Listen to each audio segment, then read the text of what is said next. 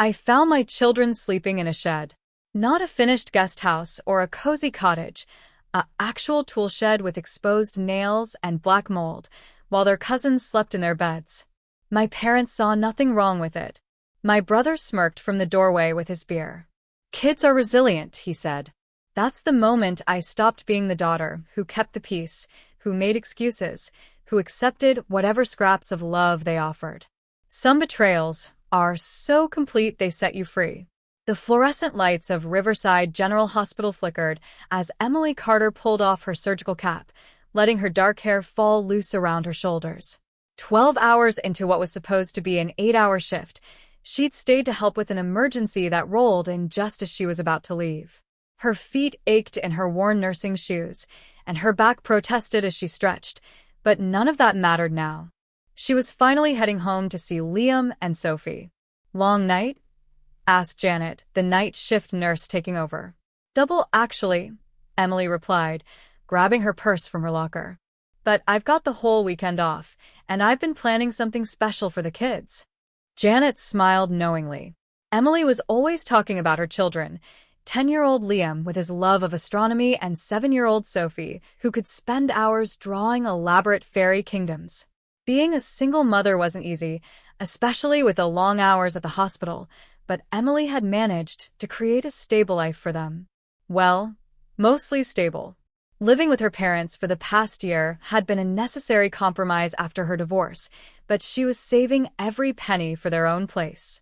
The October air was crisp as Emily walked to her aging Honda SUV in the parking lot. She checked her phone.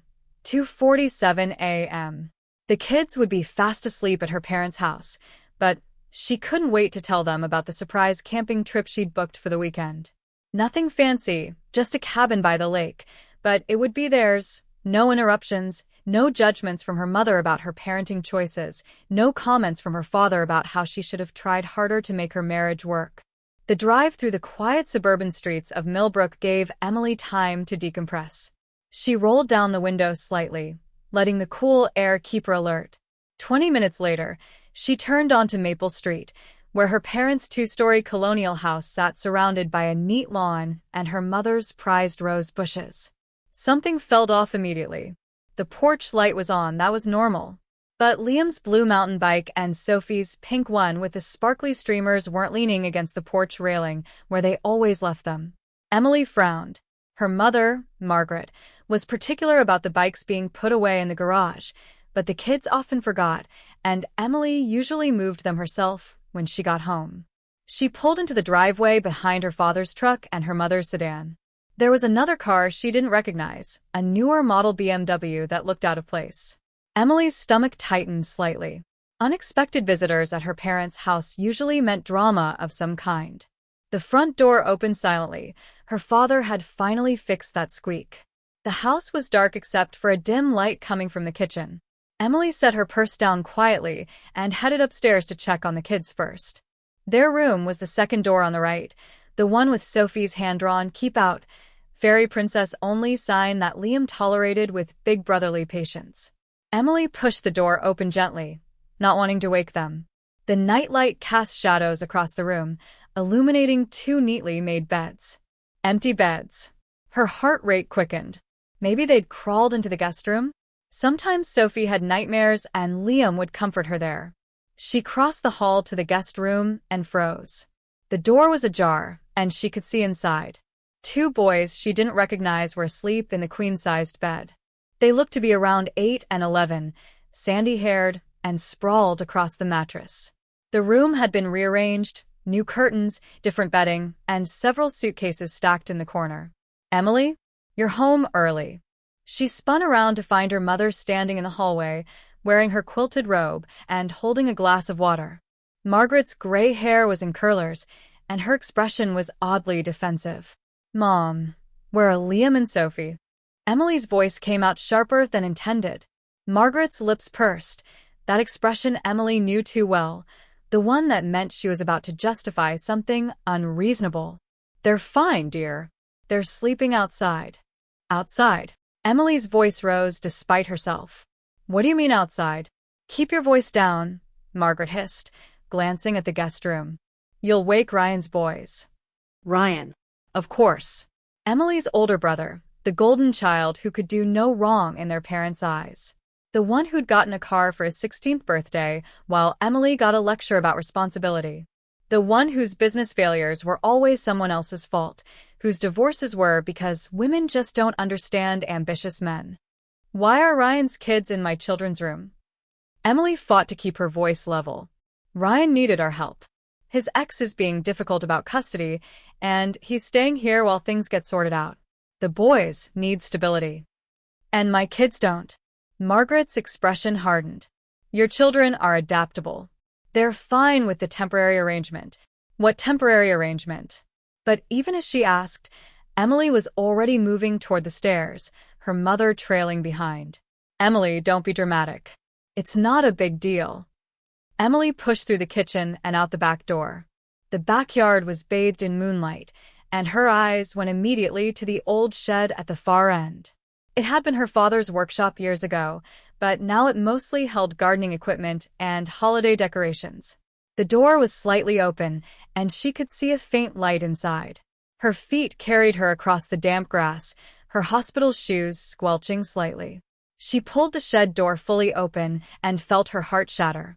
Liam and Sophie were there, curled up on two old mattresses that had been dragged from the basement. Sophie was clutching her stuffed rabbit, her small face streaked with dried tears even in sleep. Liam had his arm protectively around his sister, his jaw clenched even in slumber. The shed smelled of mildew and motor oil. A battery-powered lantern provided the only light, and Emily could see her breath in the cold air. One of the windows was cracked, letting in the October chill. "They've been out here for 2 nights," came a smug voice from behind her. Emily turned to see Ryan standing in the doorway of the house, silhouetted against the kitchen light. He was wearing expensive pajamas and holding a beer, his satisfaction evident even from a distance. 2 nights. Emily's voice was deadly quiet. "My boys needed proper beds," Ryan called out, taking a sip of his beer. "Kids are resilient. Yours are fine." Emily knelt beside the mattresses, gently touching Liam's shoulder. His eyes flew open immediately. He'd always been a light sleeper. "Mom." His voice was thick with sleep and something else, relief. "Hey, baby," Emily whispered, her voice catching. "Wake your sister. We're leaving." Sophie stirred, rubbing her eyes. When she saw Emily, she launched herself into her mother's arms. "Mommy, I don't like it out here. There are spiders and it's cold, and Grandma said we had to be good sports." Emily held her daughter tight, fury building in her chest like a physical thing. She could see now, really see the conditions. Exposed nails jutting from the walls. Black mold creeping along one corner. No insulation. No heat. No bathroom access without going back to the house. "Get your things," she said quietly to both children. "We're not staying here another minute." Walter had appeared by now, standing next to Ryan with his arms crossed. Her father had always been a man of few words, letting Margaret handle the talking, but his silence spoke volumes. Emily stood, lifting Sophie onto her hip despite her exhaustion. Liam grabbed their backpacks from the corner of the shed. "You're overreacting," Margaret said, having followed them outside. "It's just for a few more days until Ryan finds his own place." "A few more days?" Emily turned to face her mother, Sophie's arms tight around her neck. "You put my children in a shed. A shed with mold, broken windows, and exposed nails. In October. They had blankets." Walter finally spoke, as if that made everything acceptable. "You can't expect my kids to share a room with yours," Ryan added, his tone suggesting the very idea was preposterous. "They need their space." Emily looked at her brother, really looked at him. 35 years old, on his 3rd job in 2 years, his 2nd divorce, still running to their parents every time life got difficult. And they always welcomed him with open arms and open wallets. "Your boys are in a heated room with proper beds while my children are sleeping with a lawnmower?" Emily's voice was steady, but Liam must have heard something in it because he moved closer to her side. "That's enough, Emily," Margaret said sharply. "This is our house. We make the decisions. If you don't like it, you're free to leave." Emily felt Sophie trembling against her, whether from cold or upset. She wasn't sure. Liam was glaring at his uncle with a fury that no 10-year-old should have to feel. "Mom," Liam said quietly, "my science project is still in our room. Can I get it?" Emily set Sophie down gently. "Both of you, go inside and pack everything. Everything. Don't leave a single toy or book behind." As the kids headed inside, Emily faced her family. Her parents, who were supposed to protect and love all their grandchildren equally. Her brother, who had never once considered anyone's needs but his own. "This is the last time," she said quietly. "The last time you treat my children as less than. The last time you make them feel unwelcome in what was supposed to be their home." "Drama queen as always," Ryan muttered, but Emily had already turned away, following her children into the house. Inside, Emily found her kids in what had been their room. Sophie was crying quietly as she pulled her drawings from the desk drawer, while Liam was methodically packing his books into a box. Ryan's boys had woken up and were watching from the bed, the older one smirking in a way that reminded her painfully of his father. "Is this all your stuff?" one of them asked Liam, gesturing at the astronomy posters still on the wall. "Yeah," Liam replied shortly, not looking at his cousin. "My dad says you guys are moving to the shed permanently. He says it builds character." Emily stepped into the room. "Boys, go back to sleep." "Liam, Sophie, let's get your things." She helped them pack quickly and efficiently, years of emergency room experience making her good at swift, decisive action. Margaret stood in the doorway, arms crossed. "You're being ridiculous, Emily. Family makes sacrifices for each other." "Sacrifices?" Emily zipped up Sophie's backpack. "When have you ever asked Ryan to sacrifice anything?" "That's different. Ryan's going through a difficult time. I'm a single mother working double shifts to keep my kids fed and clothed, and you put them in a shed." Emily's voice was still calm, but there was steel in it now. Ryan appeared behind Margaret, still holding his beer. "Maybe if you'd been a better wife, you wouldn't be a single mother." The words hung in the air like a slap. Emily saw Liam's hands clench into fists, and she put a gentle hand on his shoulder. "And maybe if you'd been a better husband, you wouldn't be on your second divorce, living with mommy and daddy at 35, Emily replied evenly. "How dare you?" Margaret started. "No, Mom." "How dare you?" Emily picked up the box of Liam's books. "How dare you put my 7-year-old daughter in a freezing shed? How dare you tell my son that he matters less than his cousins? How dare you stand there and act like I'm the one being unreasonable?" Walter finally came upstairs, his heavy footsteps on the old wooden floors. "This is our house, Emily. Our rules. If you don't like how we run things, you're free to leave." Emily looked at her father, the man who'd taught her to ride a bike, who'd walked her down the aisle, who'd held Liam when he was born. "You're right, Dad. It is your house. And we're leaving." "Where are you going to go?" Margaret demanded. "You can't afford your own place. You need us." "Mom," Liam said suddenly, his young voice cutting through the tension. "Did we do something wrong? Is that why we had to sleep outside?" The question broke Emily's heart. She knelt down to his level, setting the box aside. "No, sweetheart. You and Sophie did absolutely nothing wrong. Sometimes adults make bad choices, and this was a bad choice. But it's not your fault." "Then why?" Sophie asked in a small voice. Emily looked up at her parents, who had the grace to look slightly uncomfortable. "Because sometimes people forget what's really important. But I haven't forgotten. You two are the most important things in my world, and I'm going to make sure you're treated that way." She stood, gathering their belongings. "Kids, take your bags to the car." As Liam and Sophie headed downstairs, Ryan called after them. "Running away won't solve your problems, Emily. You'll be back. You always come back." Emily turned to face him one last time. Not this time. She found the kids by her SUV, Liam helping Sophie with her backpack. The night air was cold, and both children were shivering slightly. Emily opened the back of the vehicle and started loading their things. "It's going to be an adventure," she told them, keeping her voice light despite the anger still burning in her chest. "Like the camping trips we take, remember?" "But where are we going, Mom?" Sophie asked, her lower lip trembling. Emily pulled out her phone, scrolling to Claire's number. Claire had been her friend since nursing school, a constant source of support through the divorce and everything after. She answered on the third ring, voice groggy with sleep. Ain't Everything okay? Claire, I'm so sorry to call this late. Or early. I don't even know anymore. Can the kids and I crash with you tonight? I'll explain everything when we get there. Of course. Always. You know that. Drive safe. Emily hung up and turned to her children. We're going to stay with Aunt Claire tonight. Remember how she makes those amazing chocolate chip pancakes? Sophie perked up slightly at this, though Liam still looked troubled. They climbed into the car, and Emily took one last look at her parents' house. Margaret and Walter stood in the doorway, backlit by the hall light. Ryan had disappeared, probably back to his beer and the comfort of the living room. As she pulled out of the driveway, Emily caught sight of the shed in her rearview mirror, its door still open like a wound in the yard.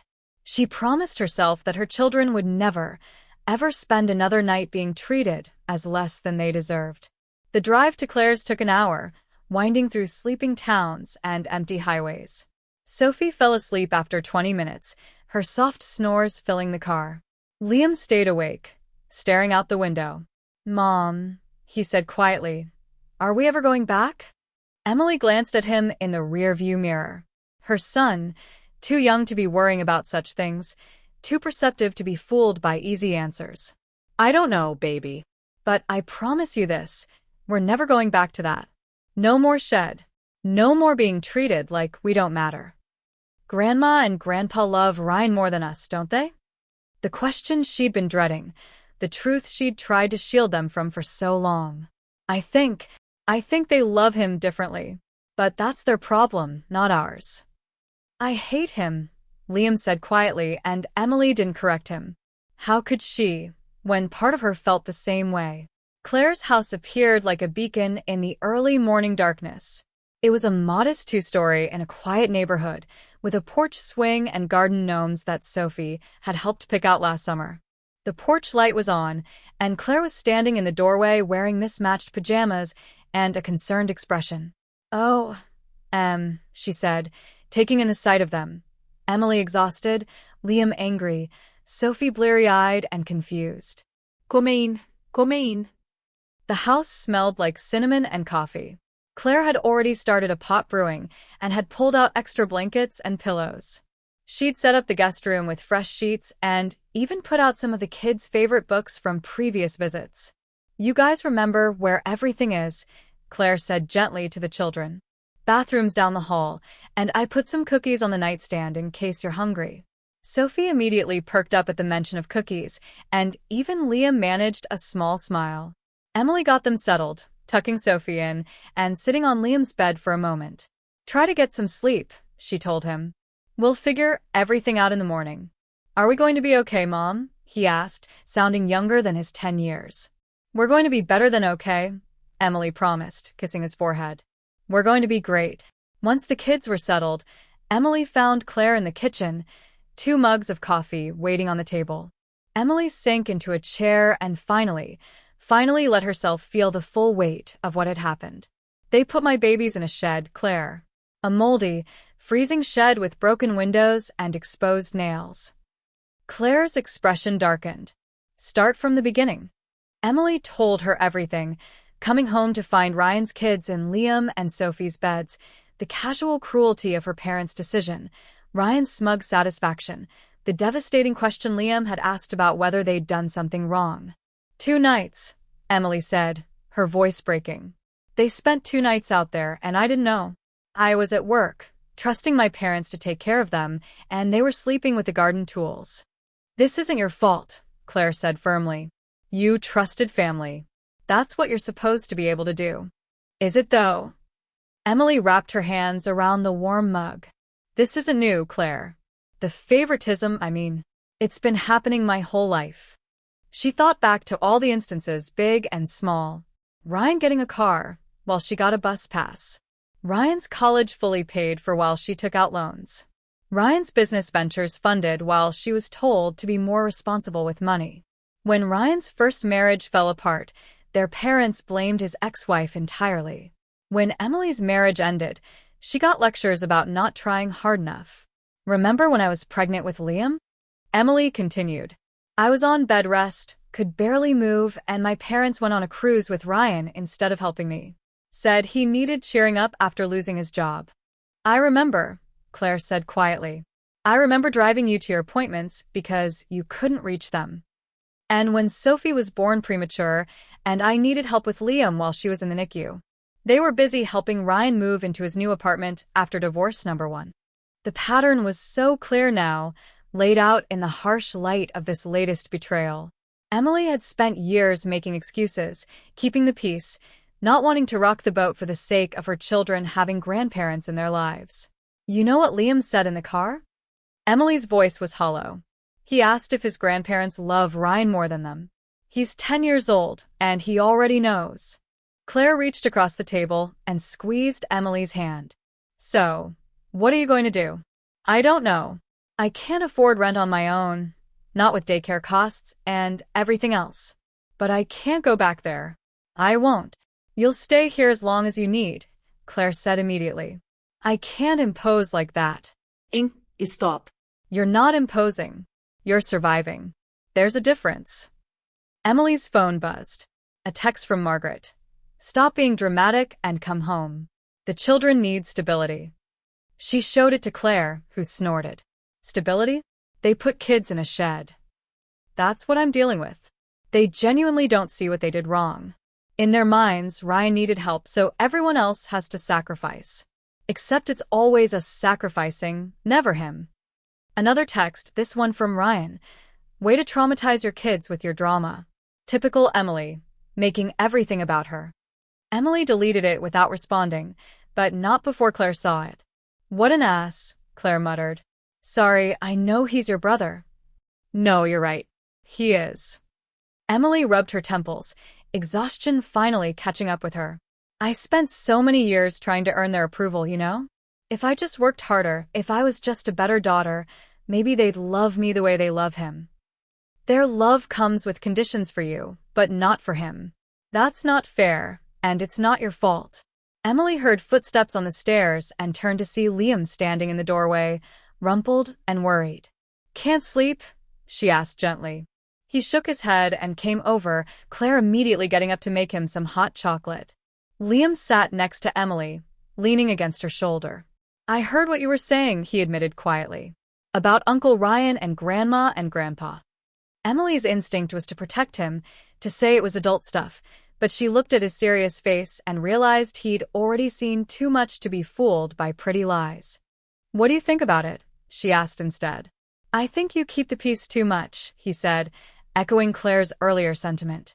You always tell us to stand up to bullies at school, but you don't stand up to them. Out of the mouths of babes. Emily hugged him closer. You're right. I haven't been very good at following my own advice. So, what are we going to do? We're going to find our own place, Emily said, the decision crystallizing as she spoke. It might be small, and things might be tight for a while, but it'll be ours. No one will be able to put you in a shed or make you feel less than ever again.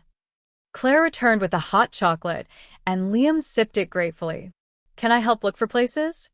Of course. We're a team, right? He nodded, some of the tension easing from his small shoulders. Eventually, he headed back to bed, and Emily opened her laptop, starting to search rental listings. Most were out of her price range, but she bookmarked a few possibilities. There's a program, Claire said suddenly. At the hospital. David from pediatrics mentioned it, housing assistance for single parents who work in healthcare. You should talk to him. A spark of hope. Emily made a note to find David during her next shift. Her phone rang, Margaret calling. Emily let it go to voicemail. Emily, this is ridiculous. You're confusing the children with this behavior. Your father and I have always been there for you. Don't throw away family over a silly misunderstanding. The children were fine. Ryan's boys will only be here another week or two. Stop being selfish and come home. Selfish. Emily almost laughed. She'd been selfless to the point of letting her children sleep in a shed rather than cause conflict. No more, she said quietly, deleting the voicemail. No more, Claire agreed. As dawn broke over the horizon, Emily finally headed to the guest room. Sophie was sprawled across the bed, taking up more space than seemed possible for someone so small. Liam was curled up in a chair with a book, having given his sister the whole bed. Emily's heart swelled with love for these two amazing little humans who deserved so much better than what they'd been given. She kissed both their foreheads and made a silent promise. Never again would anyone make them feel like second-class citizens in their own family.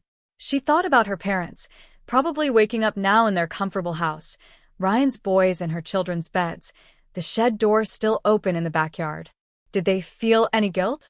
Any recognition of what they'd done? Her phone buzzed with another text from Margaret. "Your father wants to know when you're bringing the children back. We have church tomorrow." Emily typed back her first response. "We won't be coming to church. We won't be coming back at all until you understand what you did wrong and apologize to my children for putting them in danger." She hit send before she could second-guess herself. Then she turned off her phone, pulled an extra blanket over her kids, and curled up in the chair to watch them sleep in safety and warmth, exactly as they deserved. Tomorrow she'd start looking for their new home. Tomorrow she'd talk to David about the housing program. Tomorrow she'd begin building a life where her children never had to question their worth. But tonight they were safe. They were loved. They were enough. And that was everything. The morning after their third night at Claire's house, Emily sat across from David Mitchell in the hospital cafeteria, her hands wrapped around a cup of coffee that had gone cold 20 minutes ago. David, a social worker who split his time between pediatrics and administration, had already spread out several forms across the table between them. "The good news is you definitely qualify," David said, adjusting his glasses as he reviewed her application. "Single parent, healthcare worker. Your income falls within the guidelines.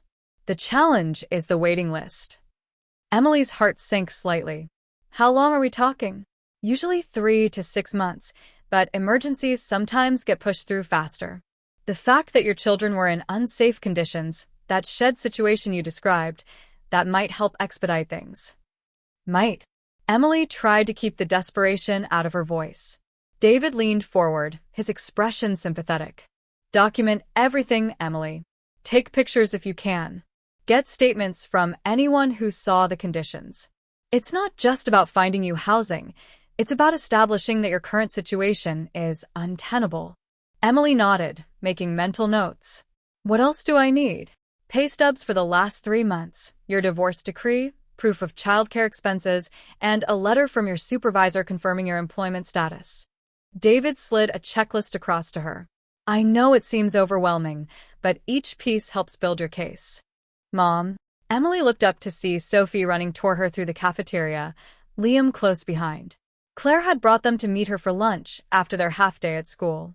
"Hey, sweethearts," Emily said, pulling Sophie onto her lap. "David, these are my kids. Liam, Sophie, this is Mr. Mitchell. He's helping us find a new place to live." David smiled warmly at them. "I hear you're quite the artist," he said to Sophie, who beamed and immediately launched into a description of her latest fairy drawing. "And you must be the astronomer," he added to Liam, who nodded shyly. "Can we really get our own place?" Liam asked, his voice cautious but hopeful. "We're going to try our best," David assured him. "Your mom's doing everything right." After David left, Emily sat with her kids and Claire, picking at a sandwich while the children ate their lunch.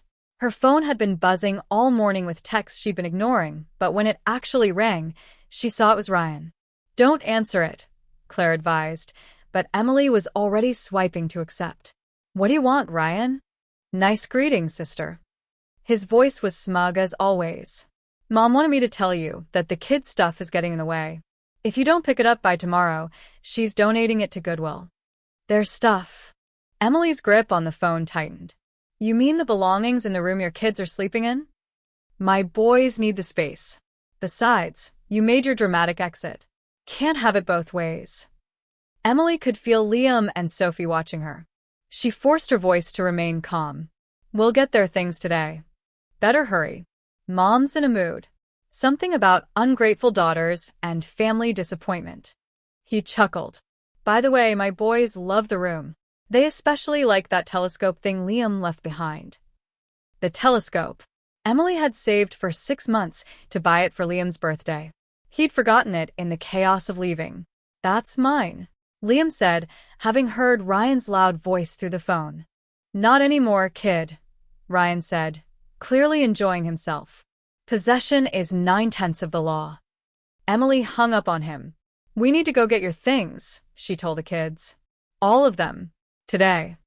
Claire immediately offered to come with them, and Emily accepted gratefully. An hour later, they pulled up to her parents' house. Emily had hoped to avoid a confrontation by coming in the middle of the day when her father would be at his hardware store, but Walter's truck was in the driveway. "Stay in the car for a minute," Emily told the kids. "Let me see what we're dealing with." She walked to the front door and rang the bell instead of using her key, a small gesture, but one that felt significant. Margaret answered, her expression immediately hardening. "So, you've come to your senses?" "We've come for the children's belongings," Emily said evenly. "All of them." Margaret's lips pursed. "Your father and I have been discussing your behavior. We're willing to let the children sleep in the den if you apologize to Ryan for your rudeness." The den. Emily almost laughed. The room with no door, right next to the kitchen, where Dad watches TV until midnight? "It's better than your current situation, dragging those poor children from house to house. They have a stable, warm place to sleep at Claire's, which is more than you provided." Walter appeared behind Margaret, his expression stern. "You're being stubborn, Emily. Think about what's best for the kids." "I am." Emily stepped past them into the house. "We're here for their things. All of them." She headed upstairs, her parents following. Ryan's boys were at school, but evidence of their presence was everywhere. Their gaming console hooked up to the TV that had been in the kids' room, their clothes scattered on the floor, their posters already replacing Liam's space charts. Emily began gathering what remained of her children's belongings, putting everything into garbage bags she'd brought. Margaret stood in the doorway, arms crossed. "This is ridiculous. You're uprooting those children because of your pride." "Because of my pride?" Emily spun to face her mother. "You put a 7-year-old and a 10-year-old in a structure that wasn't fit for animals, let alone children. There was mold, Mom. Exposed nails. No heat. They had blankets," Walter interjected, as if that solved everything. "Would you have put Ryan's boys out there?" Emily asked. "For even one night?" The silence was answer enough. Emily spotted Liam's telescope in the corner, already set up by the window. She began disassembling it, carefully placing each piece in its case. "Ryan's boys are using that," Margaret protested. "It belongs to Liam. I have the receipt." She continued packing while her parents watched. As she reached for Sophie's art supplies from the closet, her phone buzzed with a text from an unknown number. She glanced at it. "Emily, this is Aunt Patricia. Your mother told me what's happening. You need to stop this nonsense and think of family unity. The holidays are coming up." Emily deleted it and kept packing. Another text, this one from her Aunt Diane. "Disappointed in your selfishness. Your parents have done so much for you." Claire appeared in the doorway with Liam and Sophie. "The kids needed to use the bathroom," she said, but Emily knew she'd brought them up as backup. Sophie immediately ran to get her stuffed animals from under what had been her bed, while Liam quietly helped pack his books. Ryan chose that moment to emerge from the master bedroom, wearing sweatpants and a smirk. "Look who's back. Couldn't stay away." Liam glared at him. "We're just getting our stuff. Tough guy now, huh?" Ryan stepped closer to Liam.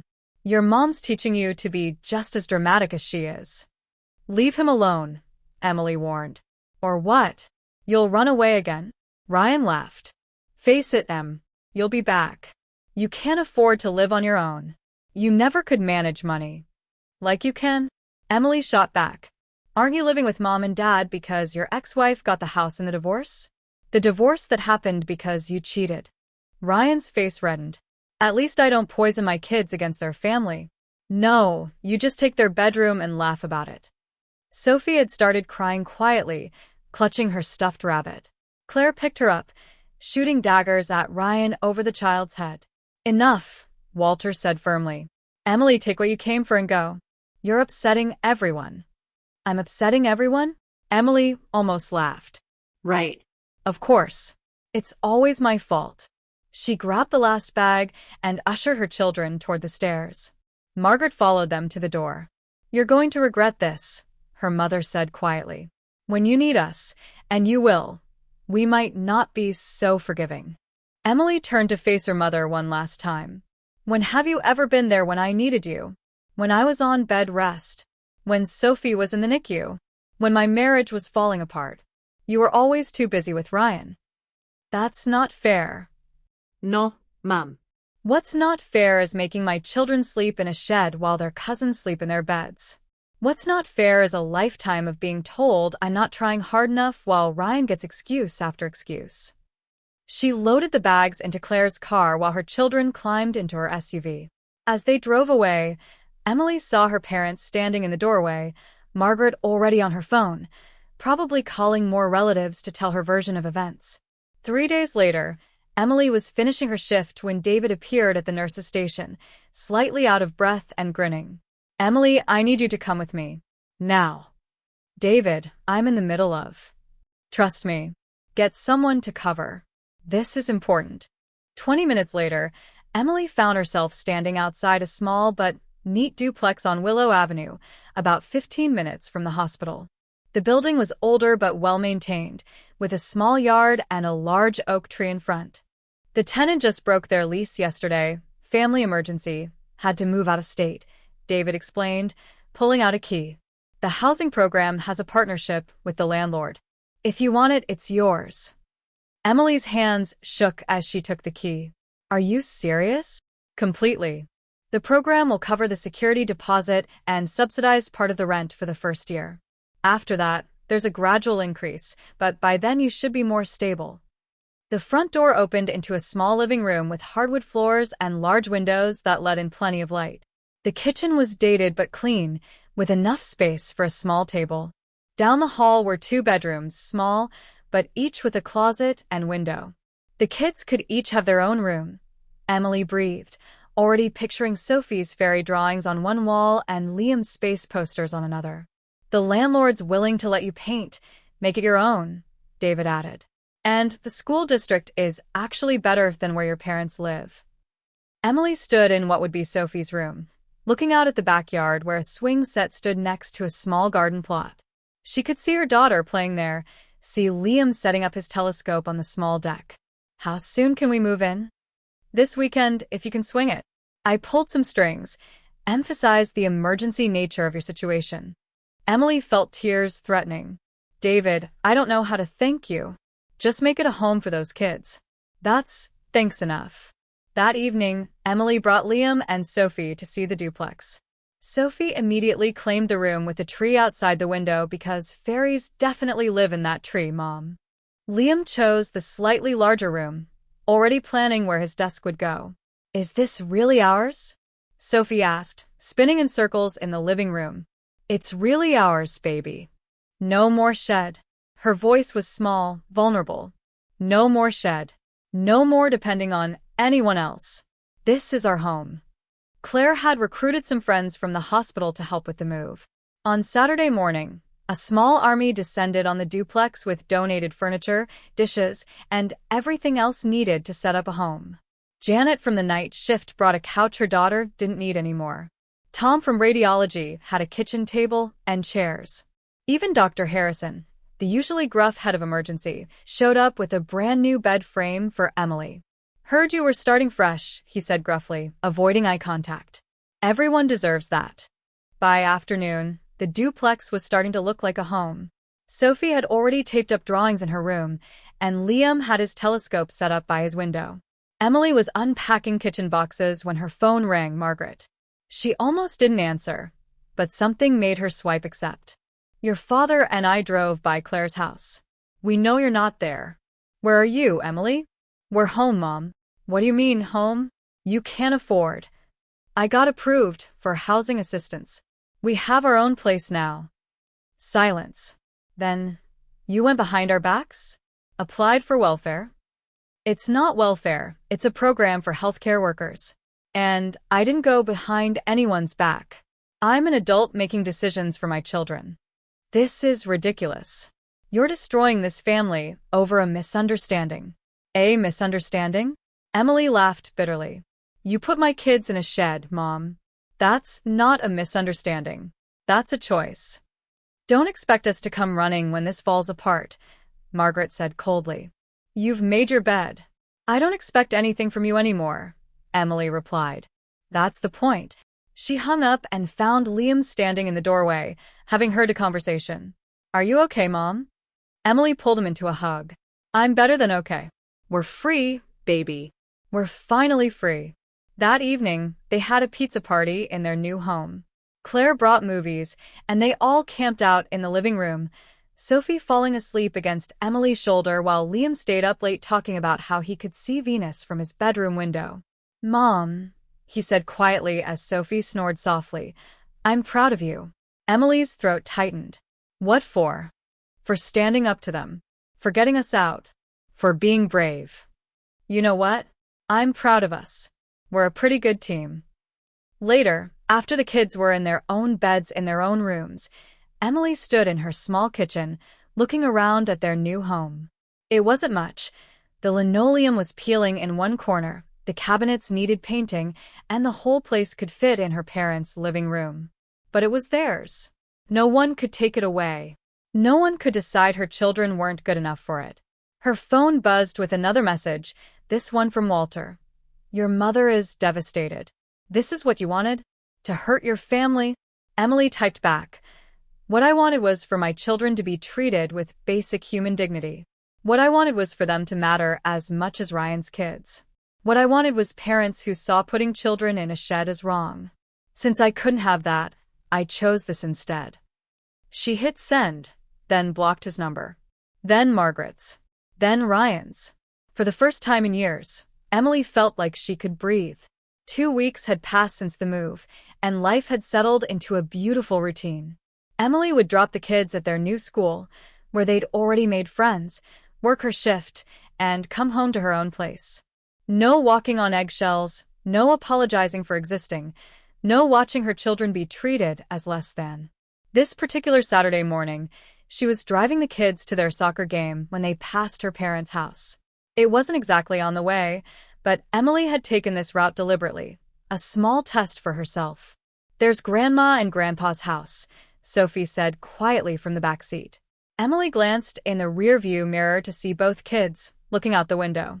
Ryan's BMW was in the driveway, along with another car she didn't recognize.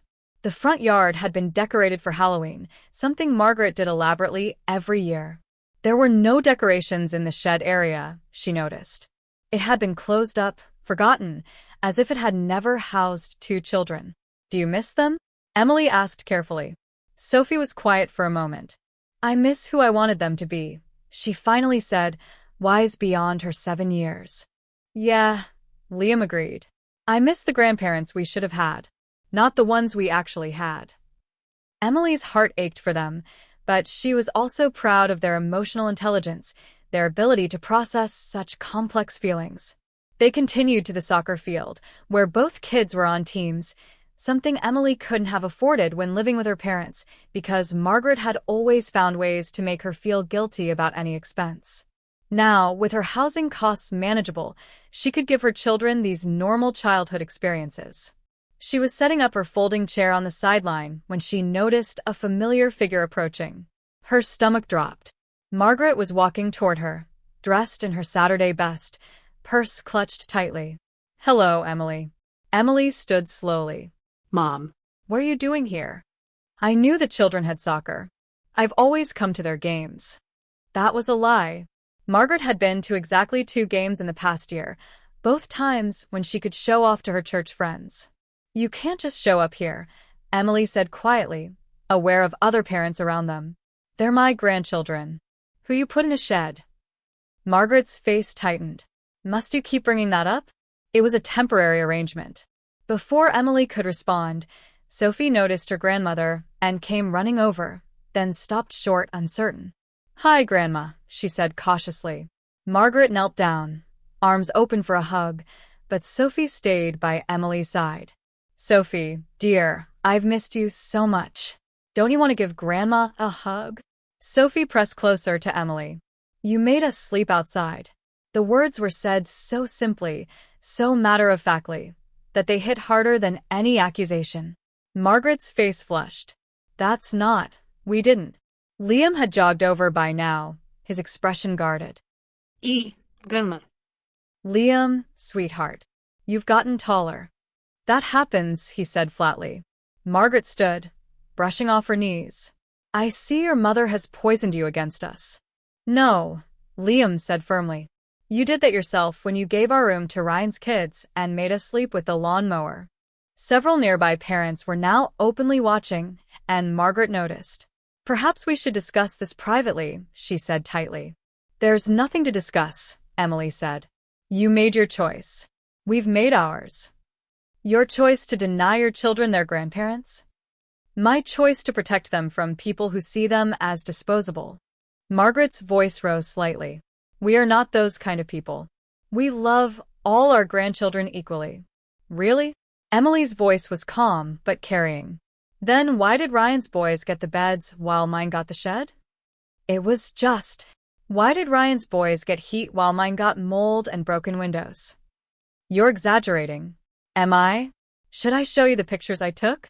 The ones with the exposed nails and the rat droppings. Margaret glanced around at their audience, her face reddening. This is neither the time nor the place. You're right. The time was 2 weeks ago when you should have said, Emily, we're sorry. We made a terrible mistake. We should never have put the children in danger. The place was your house, where you should have immediately moved Ryan's kids to the den and given mine their room back. The den wasn't suitable. Margaret started, then realized what she'd said. But the shed was? Emily asked quietly. The silence stretched between them. Sophie tugged on Emily's hand. Mom, my game's starting. Go ahead, sweetie. Good luck. Both kids ran back to their teams, clearly relieved to escape the tension. Margaret watched them go, her expression unreadable. They seem, well, she said finally. They're thriving, Emily confirmed. Amazing what a safe, warm place to sleep will do. Margaret reached into her purse and pulled out an envelope. Your father wanted me to give you this. Emily didn't take it. What is it? A check. To help with your rent. We don't need your money. Don't be proud, Emily. Think of the children. I am thinking of them. I'm teaching them that love doesn't come with conditions. That they don't have to accept poor treatment for financial security. Margaret's composure finally cracked. We're trying to help you. No, you're trying to buy your way out of accountability. You're trying to make this go away without ever acknowledging what you did wrong. What do you want from us? Margaret's voice was frustrated, angry. I wanted you to love my children as much as you love Ryan's. But since that's apparently impossible, I want you to stay away from them until you can at least admit that putting them in a shed was wrong. Margaret stared at her for a long moment. You'll regret this, Emily, when they're older and ask why they don't know their grandparents. I'll tell them the truth, Emily interrupted, that their grandparents value their comfort less than their cousins, that they chose favoritism over family, that when given the chance to make it right, they doubled down instead of apologizing. Margaret turned and walked away without another word. Emily watched her go, feeling both sad and relieved. She'd held on to hope for so long that her parents would suddenly see the light, would understand the hurt they'd caused. But some people were incapable of that kind of self-reflection. The next few days were quiet. Emily had half expected a barrage of calls and texts from extended family, but there was nothing. Maybe they'd all grown tired of the drama. Or maybe Margaret was too embarrassed to admit what had really happened. Then, on Thursday evening, a letter arrived. Emily recognized Walter's handwriting immediately. She waited until the kids were in bed before opening it. Emily, I've been thinking about what happened. Your mother doesn't know I'm writing this. I need you to know that I do understand how it looked, putting the kids in the shed. It wasn't right. I should have stood up to your mother and Ryan. I should have protected Liam and Sophie. I'm not good at apologies. Never have been. But I am sorry. I failed as a grandfather. I failed as a father. I see that now. Your mother isn't ready to admit she was wrong. She may never be. But I wanted you to know that I understand why you left. You did what I should have done, protected those kids. I'd like to see them again someday, if you'll let me. Not at the house, not with your mother or Ryan around. Just me. I know I don't deserve it, but I'm asking anyway. Walter. Emily read the letter 3 times, tears streaming down her face. It wasn't a perfect apology. He still couldn't bring himself to say the words fully. But it was more accountability than she'd ever expected from him. She folded the letter and put it in her dresser drawer. Maybe someday she'd let Walter see the kids again, supervised, away from Margaret's influence. Maybe. But not yet. Trust, once broken, took time to rebuild. The next morning, she was making breakfast when Liam came into the kitchen, already dressed for school. Mom, I've been thinking. About what, sweetheart? About forgiveness. We're learning about it in school. The teacher says forgiveness is important. Emily chose her words carefully. Forgiveness is complicated, baby. You can forgive someone for your own peace, but that doesn't mean you have to let them back into your life if they haven't changed. Liam nodded thoughtfully. So we can forgive Grandma and Grandpa, but still not see them? Exactly.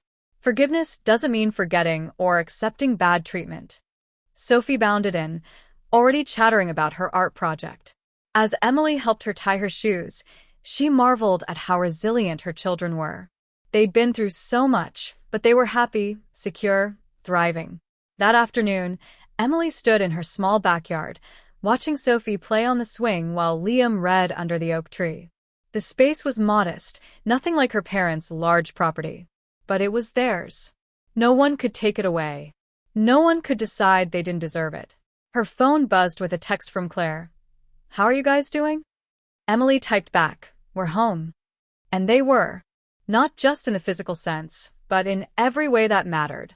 They'd found their place in the world, small as it might be, where they were valued, loved, and never, ever second class. The shed was behind them now, just a bad memory that had led to something better. Emily had given her children something more valuable than a big house or grandparents who played favorites. She'd given them dignity, self-respect, and the knowledge that they deserved to be treated well, always. As the sun set over their little duplex, Emily called the kids in for dinner. They sat around their small table, Liam talking about his science project while Sophie drew pictures on her placemat, and Emily knew with absolute certainty that she'd made the right choice. They were free. They were safe. They were home. And that was everything they needed. Have you ever had to choose between family harmony and your children's dignity? And did you have the courage to choose your children? If this story resonated with you, please like and subscribe for more stories about finding strength when family tests your limits.